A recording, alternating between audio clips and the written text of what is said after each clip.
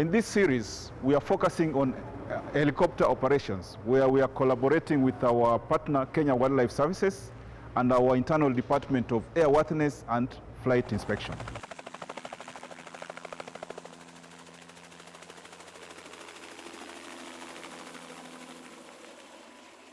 What is the mandate of Kenya Civil Aviation with regard to helicopter airworthiness? In regards to the function and the function of Kenya Civil Aviation Authority in regards to airworthiness, we regulate and oversight airworthiness activities. So, Bwana Masha, how can one tell if a helicopter is registered and compliant? One can tell if a helicopter is registered and compliant once it's affixed the registration marks. For example, this one is 5YKWW. What kind of inspections are done on a helicopter? The type of inspections that we do for a helicopter are in two parts. The first one is document evaluation to ascertain that maintenance practices have been undertaken to restore the airworthiness of this aircraft. And then the second one is physical inspection.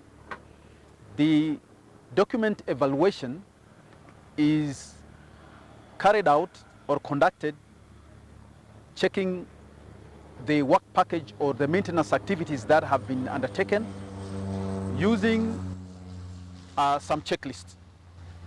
Then once you are satisfied that the maintenance activities have been undertaken in accordance with the approved aircraft maintenance program, then you come for the physical inspection of the helicopter.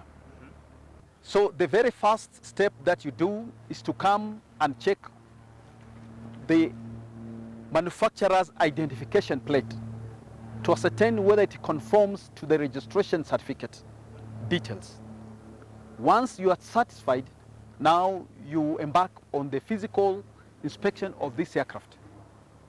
You inspect the engine and the rotor.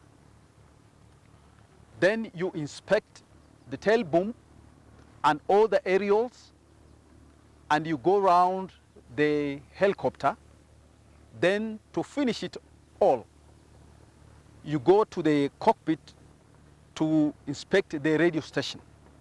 When you are inspecting the aircraft radio station, you put on the battery, and then you put on the radios and the navigation equipment so that you listen whether there is communication going on. And you also check on the instruments to ascertain whether they are working satisfactorily. We thank you for being with us. We encourage you to follow our social media platforms so that you can continue to understand the mandate of KCAA with regard to aviation perspectives.